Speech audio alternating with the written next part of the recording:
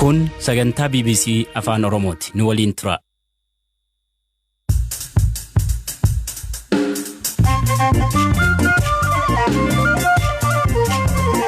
Yooyaa malee yooyaa dhaggeeffattoota raadiyoo BBC Afaan Oromoo sagantaan keenya Nairobi keenya irra dhufu jalqaba. Qophii har'a keessatti namoonni 300 olii godina Booranaa irra baqachuun keenya bu'i. Nama kalmatti mukunjaa duudee keetiin ulfaalle dhukkubsataallee nama tokko fakkeenyi nam nyaata dhukkubsataa nagin qabu addeen ulfaataa ilmaan itti ejjeta kophaa daldalgin qabdu mukunjalchiif. Dargaggeessi Sumaaraaf meeshaa 30 liqimsi baqaqsuun yaalam. Wayita raajiidhaan ilaalamu garaasaa keessa meeshaaleen qara qaban hedduun akka jiranii fi keessoon garaasaa hojiin ala ta'uuf akka deemu haakimoonni adda baasan. Tigraayitii tajaajila geejjibaa uguram sababii samaanii sagantaa keessatti sanbeessimnaa oduu biraalee qabadhee dhiyaadhaa aan asli galgalooti agdhuma nu waliin tura.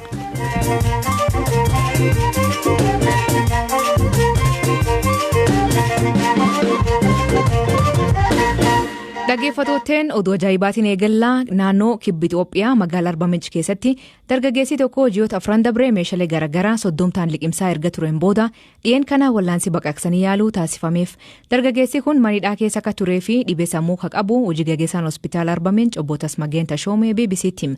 Gurbaan kun erga gara baqaffatee yeroo ammaa haalli fayyaa isaa sadarkaa gaariirra jiraachuu hima.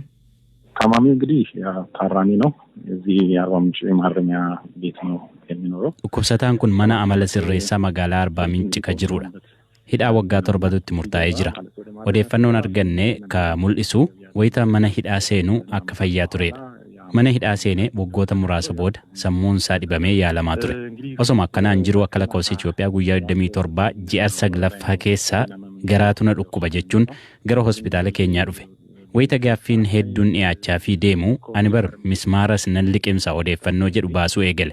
Ergasii raajii ka'ee akka ilaalamu goone. Wayita raajiidhaan ilaalamu garaasaa keessa meeshaaleen qara qaban hedduun akka jiranii fi keessoon garaasaa hojiin ala ta'uuf akka deemu haakimoonni adda baasan. Isa booda akka garaa baqaffatu murtaa'e.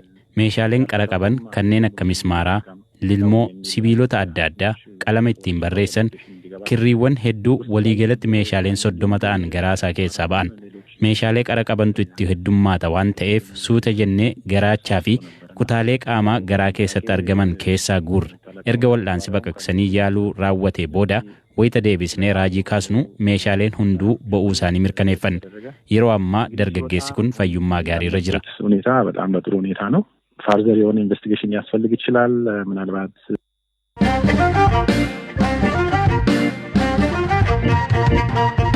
Godin Booranaa Aanmiyoo gand gombisaa reer godguutuurraa namoonni 300 ol ta'an baqatanii gam keenyaa sololo qubachuu BBC mirkaneesse. Namoonni kunneen soda nageenatiif godinichi qubachuu himu. Baqatoonni tun haala hama keessa jiraachuu kan himtu adde Jiloo Dhaddachaa erga dhufanii 7 lam guutuu himti.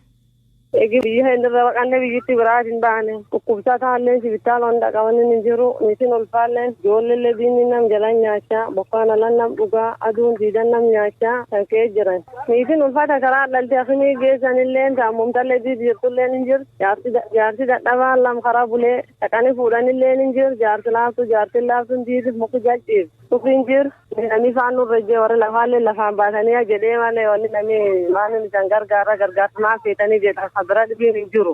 Namni akkanumatti mukunjaa duudee keetiin ulfaallee dhukkubsataallee nama tokko fakkeenyi nam nyaata dhukkubsataa nagin qabu addeen ulfaataa ilmaan itti ejjeta kophaa daldalgin qabdu mukunjalchiif ayyee boteellee dhibiin hin jirtu garaacha bakka keetti deemte wanni nyaatan dhibiin hin jirtu diidum kanatti akkanumatti namni horee buluu jira. Naannoo Oromiyaa bakka garaagaraatti rakkoon nageenya jiraatullee bakki namoonni hedduun buqqaa'uun bakka biraatti baqatee godin Booranaa ta'uu himan.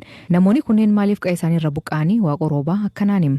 Nufaan guyyaa akkan tokko nama lama gubbaatti jeesanii aannan yoo galtu guddisaatti nama kana maraafee naani awwaala ollaan kennallee cuuf namni dhiiraan buqqashe hay. Ni nama jeesin beekan hojii namni jiwaatan awwaalum yaasini. Amma ollaan awwaal yaa'e nama awwaalum yaa'eni. Awwaal kana bakka cufaa nama yoo irra gad dhufani aanam yoo bakka cufa nama walitti gad dhufu. Awwaan nama raata kana lamaan awwaalan irra deeminaa nama raate abaa'oo fide abaa'oon dandeette humna keenya keessa gad dhufte nama jira kaddagguu sambee nam qawwee hin fixxu. Namuma keenya kanatti namni warra suni miseensi waliin jiram kan barbaada ina nama kana kan dubbata dubbato galgala ko galgala do la khay na yira wal de me jolle di fiki di fiki bi ko man kara ku de male siasa ma le khay jingiru gurba kana ma gumusun kesat se ya baawti dari rasa nanda musun keessa nama kudhan torban fi tafeedhaan godgootu nam gara arsitu maqaa yaamanii hedduu dhufanii malee arsitu nama maqaa yaamanii jiran hedduun agar dhufe waan kaan qabu isaan dhagee waan kaan dhageenna artuma keessa bakka heedan kara kee bakka heetti raabas nam saddeetitti nam kudha torbaatti seeriin afeelanii haa gubbaa karaa ijjeessa faan namni ta'an jirtire nuun baqannam. Baqataan biraa Aab Godaana Moluu ka gurba ijjeessaniin oola ture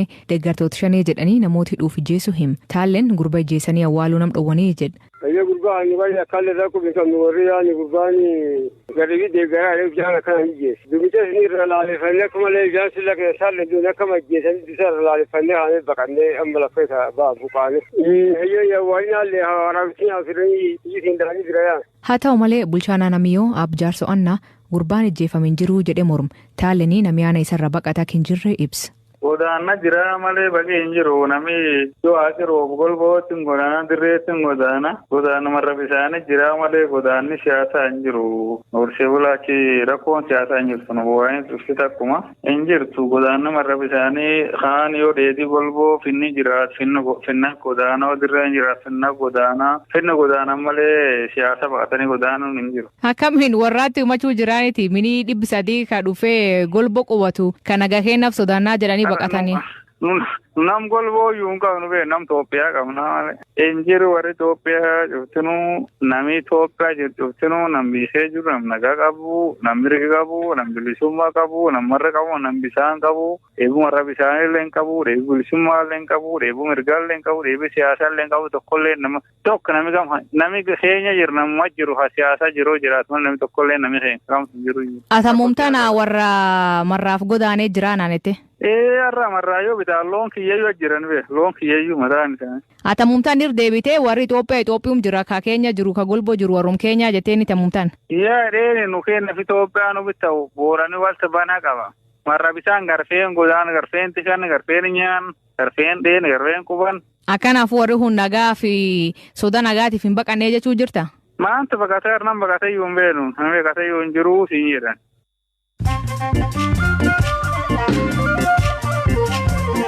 Dhaggeeffattoota oduutiin gaggabaaboo jalqabaanii Jamaniin gaaf koloonii Namiibiyaa keessatti duguuga sanyii raawwachuun ifaatti beeksiftee deeggarsa maallaqa kennitu ibsite. Kolooniin Jamanii jaarraa 20 nam 100 lijjeessu himan. Mootummaan biyyattii lammiilee Namiibiyaa dhiifam gaafate $1 biliyoon olii akka deeggarsa kennu ibsa. Naannoo Tigraayitti tajaajilli geejjiba uguramuu jiraatonni BBC'n dubbisee mirkaneessan. Namoonni kunneen sababa soomaa fi kadhannaa isaan taasisaa turaniif ugurri kun hirkaa'amuu himan. Qondaalli tokko uguramuu kan mirkaneesse maaliif akka ta'e garuu hin beeku jedhu. Jaamanii kaampii baqatoota keessatti dubartiin lama Itoophiyaa fi daa'immisii ijjeefamuun ibsama. Dubartiin Haayimanoot Gabresilaas jedhamtuu fi daa'immisii waan qarqaboon waraananii ibiddaan gubanii jedhan. Nami jecha isaaniitiin shakkame nam lami Morookoo ka jaalalleessii ture jedhan. Filannoo pireezidantummaa waraana Angoolamtee Siiriyaatti geggeeffameen Bashiir al-Assaad ammallee mo'aati. Mormitoonni filannoon tuni fudhatama hin qabdu jedhan kumarroo afuraffaa ka sadad biyyatti bulchu.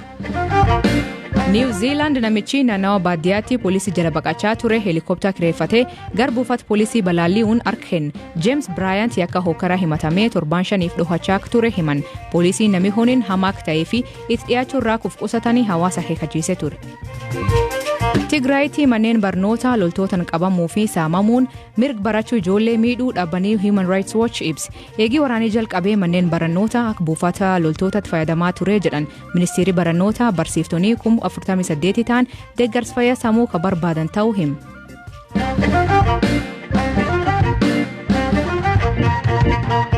Itoophiyaan waggaa waggaan maallaqa doolaraa biliyoonaan lakkaa'amu biyyoota lixaa keessattuu US irraa argattu. Rakkoo nageenyaa kadheen kan biyyattii muddatee hanqina sharafa alaa akka muddatu gochuun dinagdee biyyattii miidhe. Kan irraatti dabalataan tarkaanfii dhorka viizaa fi deeggarsa dhaabuu Ameerikaan Itoophiyaa irraa dabarsite dinagdee biyyattii kan miidhu jedhuun ogeeyyiin dinagdee fi siyaasaa Hamza Hussein gabaas qaba. Itoophiyaan waggaa waggaan Ameerikaarraa deeggarsa kallattii garagaraan taasifamuun doolaara biliyoona 1tti dhiyaatu argatti.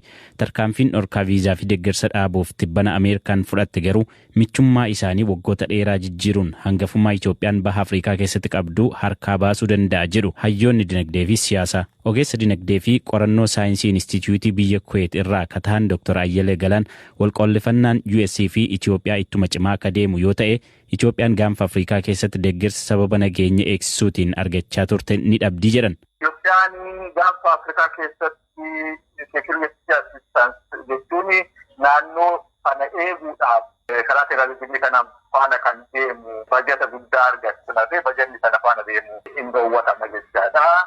UK University Edinburgh School of Business and Economics keessatti PhD isaanii hojjetaa akka jiran obbo Abduu Mannaan gama isaaniin tarkaanfiin Ameerikaan fudhattee ka dippiloomaasiif dinagdeetti jedhan dhorkaa viizaa gama siyaasaa fi dippiloomaasiin ka ilaalamu yoo ta'u deeggarsa dhaabuu ammoo gama dinagdeen jedhan.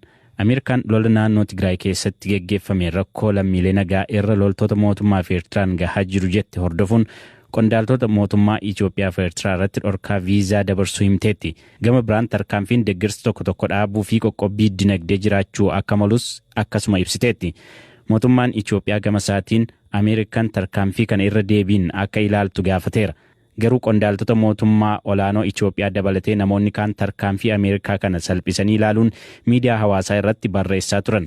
Ogeessi dinagdee Dr. Ayyalee Galaan muuxannoo isaanii irraa ka'anii wayita yaada kennan mootummaan US tarkaanfii tokko fudhatee yoo furmaata fiduu baate gara tarkaanfii ittaanuutti ce'a malee biraa hin deebi'u jedhan. Tarkaanfii tokko fudhatanii inni geeddaramsa maal fidee jedhanii ilaalu inni homaa yoo fiduu baate isa ittaanutti immoo darbu mootummaan Itoophiyaa warraan goora jiranii fi Ameerikaanii akka geemitti taphachaa jiru jechaadha. Ameerikaan immoo eegan isa dura fudhateen homaan signe iddeen isa duraatti meekinoo torban lama ta'e isa lammataattan immoo tarkaanfachaa waan jedhu tokkorra ga'ee dhaabaa jechaadha. Warri lixaa wayita murtee tokko dabarsan akkaan wal deeggaru ka jedhan Dr. Ayyalaan murtee US kana akka qoosaatti fudhachuun dhimmicha akka dhimma inaaffaatti ilaalanii callisuun gatii nama baasisa jedhu. Warri gara lixaa kun hundumtuu faana walii galanii waan isaan jedhan kun waan akka qoosaatti ilaalamuu qabu. Itoophiyaan already biyya rakkattee jirtu. Itoophiyaa paartiinaaf fi Ameerikaanii jedhanii warra dubbatanii dhimma nagaa. Dhimma nagaatu addunyaan nutteera Itoophiyaa kan labu. Amma yeroo ammaa kanaa gargaarsa kan barbaadu nama miliyoona 24 Itoophiyaa keessatti nama 5 keessaa namni tokko gargaarsa barbaada jechaadha Itoophiyaa keessatti. Kun waan ajaa'ibaati biyya lafaarra hin jiru waan takka. Miliyoonni 100 yoo dhangala'e maal goona jedhanii kan isaan dhiphatanii kana hundaa keessa galanu. Malee Itoophiyaa poolitikaa Itoophiyaa keessa gallee filaansee waan keessa arganna wanti jedhamu hin jiru. Dogoggora guddaan tokko achirraa ta'a. Malee Itoophiyaan biyya guddaa biyya ganaanaa taatee ishitti hinaafuu wanti jedhamu kun namni sammuun nagaa hin jiru akkasitti yaaduu hin danda'u. Hayyuun dinagdee Dr. Ayyalaa Galaan ragaalee baankii addunyaa eeruun Itoophiyaan addunyaarraa gargaarsa biyyoota biraarraa argattuun Afgaanistaanitti aantee lammaffaa Afrikaa irraa immoo jalqabarra jirti jedhan. Addunyaarratti Itoophiyaan fakkeenyaaf bara 2019 akka Awurooppaatti miliyoona 5 waan ta'utu gaane $4.8 billion. Kuni akka biyya tokkootti Itoophiyaa tokkoffaa taasisa jechuudha. Biyyi biliyoona 5 argatte gargaarsa hin jiru addunyaatti baratan. Kani World Development Indicator World Banking kan baase riippoortii keessaa jalatti lakkoofsatan. 5 billion Sahaaraan Afrikaa warra jedhaman Afrikaa kana keessa biyya hiyyoomanii jiran kana hunda keessaa yoo fudhatate baddisaa 9 wayii ta'a biyyi tokkittiin kan argatte jechuudha. Kan USA irraa argamu gara biliyoona 2018 $937 miliyoona 937 ture. 2019 miliyoona 835 ture. Bara darbe kana miliyoona 700 ture jechaadha. Akkas ta'ee baruma baraan kan Itoophiyaan kan Ameerikaan gargaarsa kennitu Afrikaa keessa tokkoffaadha. Waggaa dheeraadhaaf. Addunyaarraa lammaffaadha Afgaanistaan isaanii. Kan Itoophiyaarraa citee amma horiin kun doolaarii qulqulluudha jechaadha kan Itoophiyaan. Itoophiyaan doolaarii miliyoona 700 argachuun hojjaa guddaa itti barbaachisa. Kunnumti 50 waan guddaadha Itoophiyaadhaaf. Itoophiyaa ishii maallaqa alaa shara kaanaa argachuudhaaf baay'ee rakkachaa jirtu kana keessa. Dhaggeeffattootteen sagantaan irraa ganumaa nu eeggatanii dhaggeeffachuu keessaniif ulfaadha isaniin jedha. Mammaasii galgal hanaa biifardi badee arreetuu garmaam hiikan isa isan biraatti maanii kooment keessan nu beeksisa. Sagantaa kakaa qophees Hamza Hussein gam teknikaatiin Oskar Bunga keessaniif dhiyeessan Aslii Galgalooti aktorbaan dhufuun saatii akkana nagaa waaqa kee bulaa oraa bulaa deebana hangafamaan dhan bulaa.